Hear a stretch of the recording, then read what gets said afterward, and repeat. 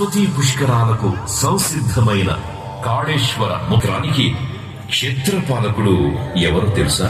పరమ పావన క్షేత్రమైన కాశీ నగర పాలకుడు కాలభైరవుడైతే, ఈ దక్షిణ కాశీ కాళేశ్వర ముక్తేశ్వర క్షేత్రుడు లోరార్క భైరవుడు అత్యంత శక్తి సంపన్నుడు.